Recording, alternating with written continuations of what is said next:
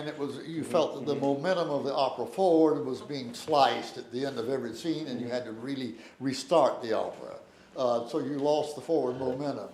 Now, directors ever since have found many different ways of doing that so that it was ongoing and, in fact, was cinematic, and that one scene bled into the next in a cinematic way.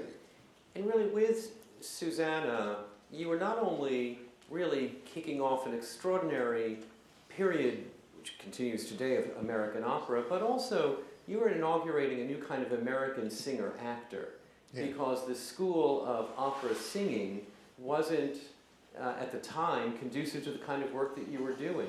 So you had to discover a group of singers who could really do, and train a group of singers who could do the kind of work you were creating. Absolutely. And they were there thanks to a gentleman named Boris Goldovsky, who came over to this country from Germany with at that time, very advanced ideas of what the training of an opera singer should be. And instituted a whole new generation of American singers who prided themselves very much on being actors as well as singers, who prided themselves on being well-trained musically. They were taught not to watch the prompter, if in fact they had to use a prompter, and to learn peripheral vision so that they never looked directly at the conductor. All these things were absolutely new in the 50s. And also, the fact is that American singers were still struggling to gain equal footing or equal respect as their European counterparts. It's hard for us to believe it now because you would think that we would never permitted such a thing as that. But the Met, San Francisco, and you can't even say Chicago because Chicago wasn't in existence. But our two major companies were largely European dominated. So that Risa Stevens, for instance, who was a wonderful mezzo of her time and also had the big advantage of doing movies, which made her a popular figure. But she was the great mezzo of her day, and she struck the San Francisco Opera for equal pay with her European mezzos. And it took someone of her stature to do it and do it successfully. I didn't know that. Yeah. That's a very interesting story.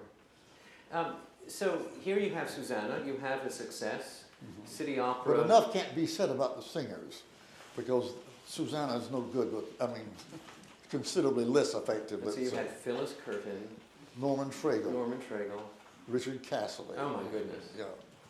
What an incredible cast. It was. But it didn't just go from that to a sea of commissions, and you went several years of, between composing operas. And what was your actual first commission? Who commissioned your first opera? Santa Fe Opera, and it did happen right after Susanna was done. Susanna was done in '56, and that commission came in '57. So right after. So that it was done in '58 in Santa Fe in its second season, Wuthering Heights, and then was subsequently done at the New York City Opera the following year, with a new third act, I should say. And then, of course, 1970 was Of Mice and Men. That's right. That was to have been in San Francisco, but wound up being taken up by the Seattle Opera. Yeah. And the premiere of Mice and Men in Seattle in 1970 coincided with the first ever meeting of this new organization called Opera America. And our first organizational meeting took place at the opening of that opera. Yeah, I'm very proud of that. Your most recent opera, I'm not going to say your last opera. Thank you. At a complete It was a comedy. And again, like Verdi, comedy toward the end of your compositional career. Was it surprisingly difficult to write a comedy? Very. Why? Very difficult. What made it so? What makes? Well, I comedy had so the difficult? feeling at the very beginning that I had never written an opera before, until it occurred to me, comedy is basically intellectual. We know this in this legitimate theater. It takes constant mental perception to have its effect, unless it's visual comedy. That's why we've all of our comic operas are basically visual comedy. Slapstick. Slapstick, yeah. Because, for instance, something I once said, George Bernard Shaw would be hopeless, and then somebody reminded me of My Fair Lady very quickly. But that was an adaptation. But I really meant that intellectual comedy has no place in opera. I mean, it relies on intellectual perception of what's happening rather than than action.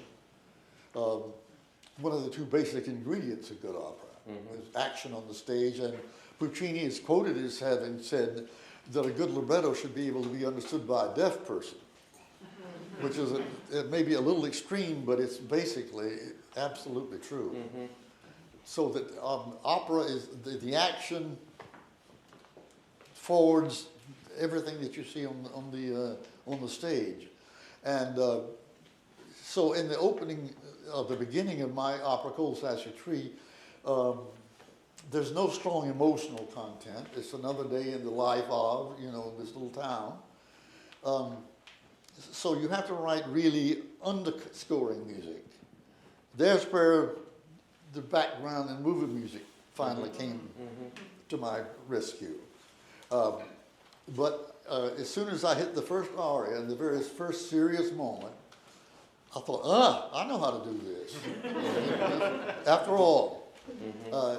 But it was an education and learning to trust how to write music. There's so many different kind of musics, and I hate that term because musicologists use it now all the time. But there's different kind of music in opera, from the aria to action music to character music and so forth and so on. And it's very wise. You're very well served, I think, if you realize at any given time what kind of music you're being asked to write because of what the libretto demands are. So it was a question of finally coming to that conclusion that I still knew how to do it, which I had to convince myself of, and then going ahead and doing it. And writing music that was not all that highly specific, emotional, but what I call with students, what's the prevailing color of the scene? Verdi was constantly asking his librettist for, tell me la tinta of the scene, the color. What is the color of the scene? If you don't have that to work with, then you don't know how to proceed musically. It's fascinating listening to you about the craft, and just because of the time, because I had lots of questions about writing a libretto and how you create a libretto, and whether you are hearing music from the moment you do the scenario to the libretto. But I want to move on so we can take some questions from our audience. But first, as many of you know, Carlisle has been honored by so many organizations and has served at so many agencies as a panelist and as a speaker. And he was asked to speak in support of federal support for the arts, and this is years ago. And there's this wonderful excerpt in the book, and I wanted us to hear in Carlisle's voice this wonderful statement that he made in support of the NEA and in support of the federal support of the arts. Would you read that, Carlisle? Absolutely, yes. Pardon me if I stumble. I'm not quite sure what this is yet, but I think I appeared before Congress. Yes, you did. Was that what it was? Yes, it is indeed. Even more than dollar amounts is what the endowment has done about an attitude that has been prevalent throughout American history. An attitude that can be best illustrated by an expression from the Henry James novel, The American. Quote, women, artists, and other impractical people. I now feel a dispiritedness. The term I've heard is retrenchment. I think that is a polite term. The change is much more serious. We've seen education programs cut or curtailed entirely, and touring companies have shortened the length of their tours and their geographical reach. There's no substitute for federal funding. What the endowment did was to authenticate the arts as part of our social scheme and bring respect to the arts. Amen. Amen.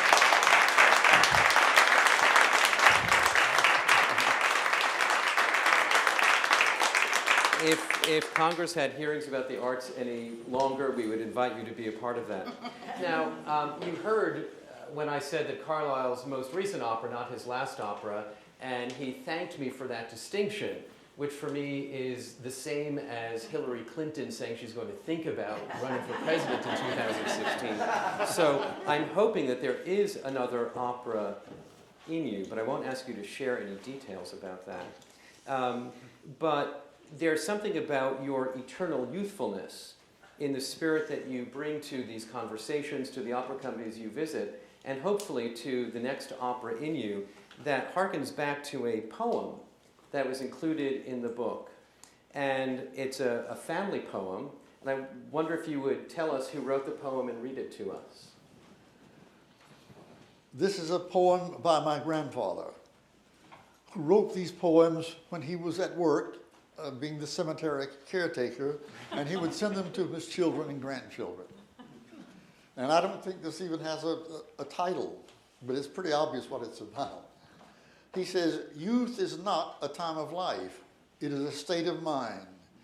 It is a temper of the voice, a quality of the imagination, a vigor of the deep springs of life.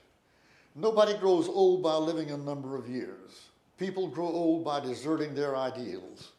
You are as young as your faith, as old as your doubt, as young as your self-confidence, and as old as your fear, as young as your hope, as old as your despair. In the central place of your heart, there's a wireless station. So long as it receives messages of beauty, hope, cheer, grandeur, courage, and power from the earth, from men, and from the infinite, so long are you young." Wow. Isn't that spectacular?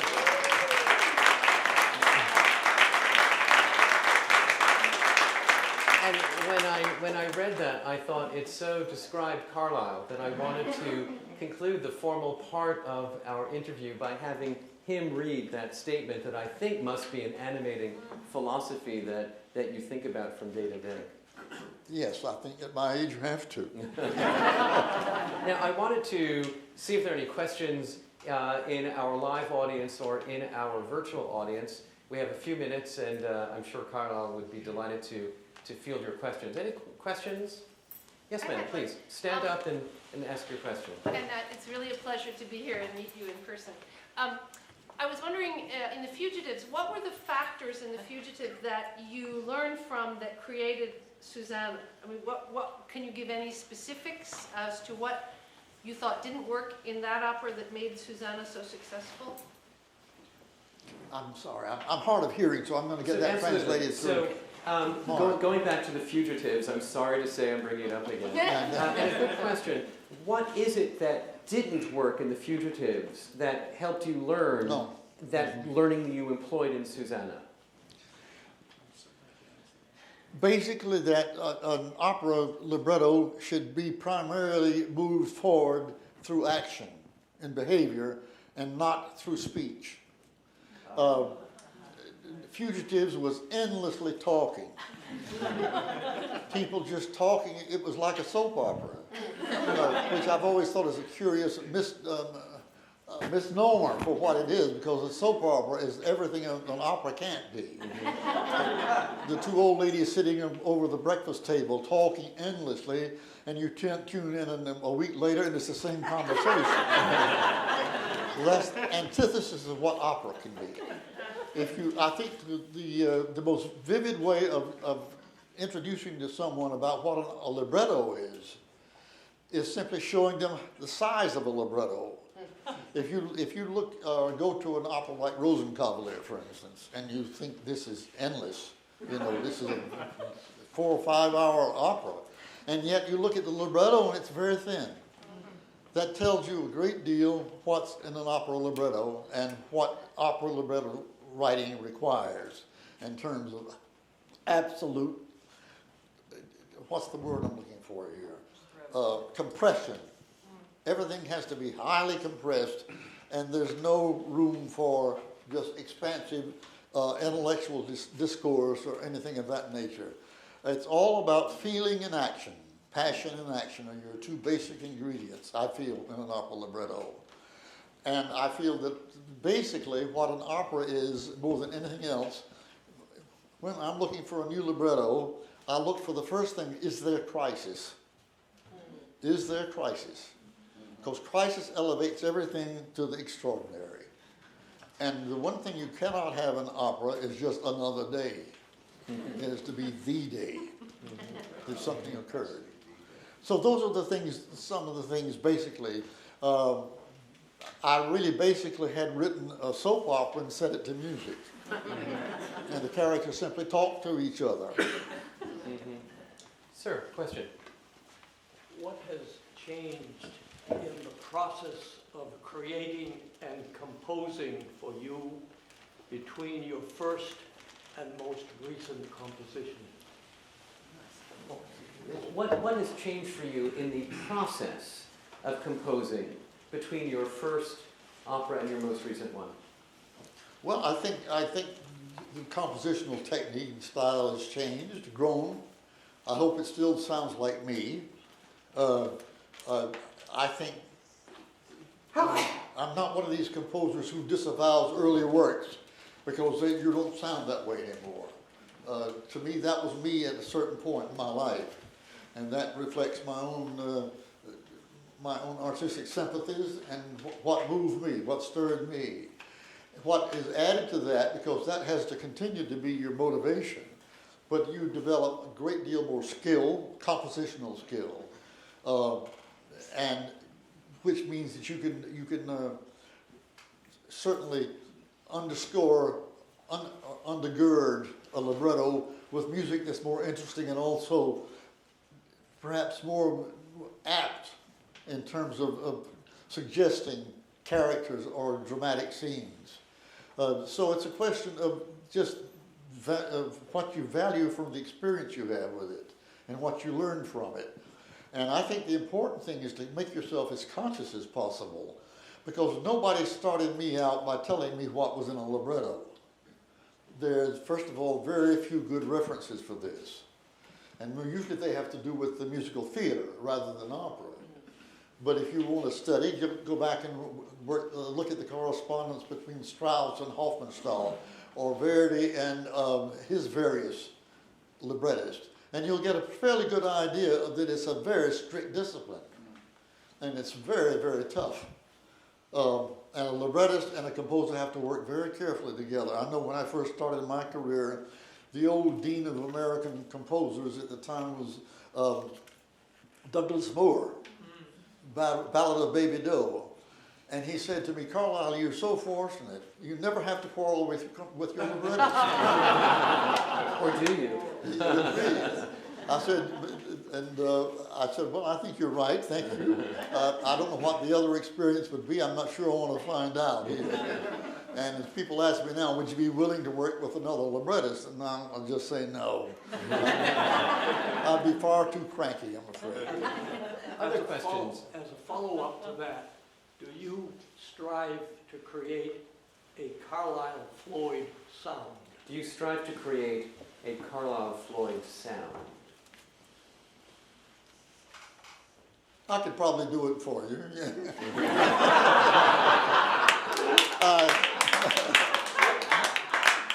But I don't really want to be that self-conscious.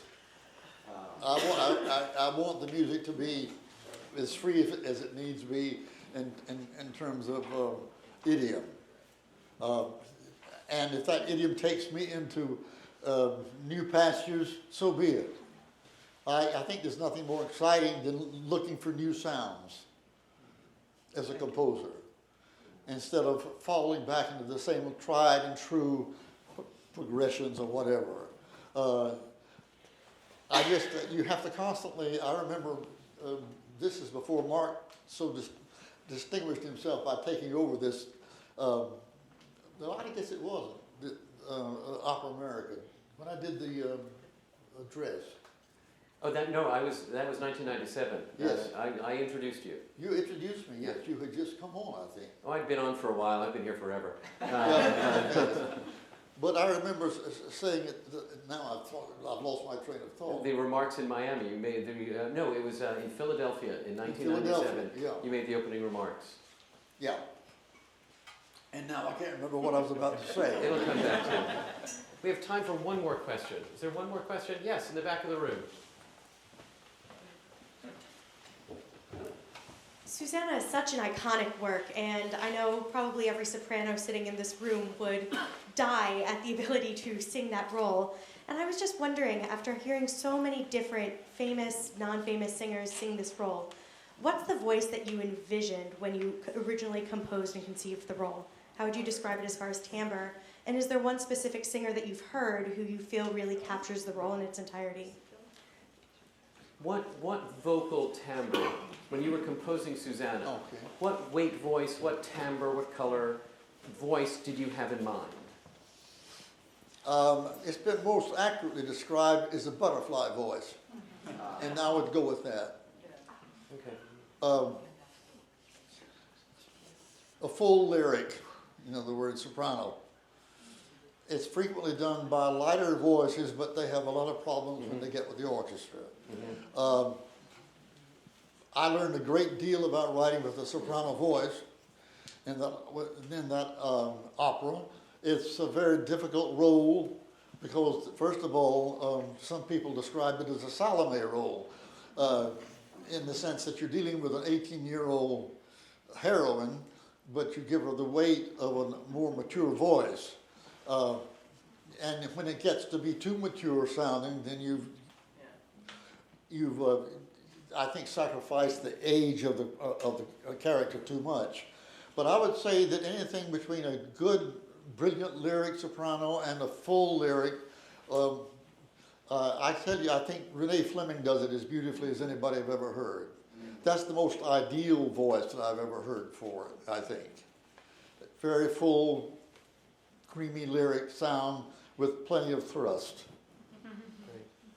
Well, first I would like to thank Tom for birthing this book and for giving rise to this entire event. It's a wonderful book. It is exhaustively researched, wonderfully documented. Congratulations and thank you, Tom, for the book.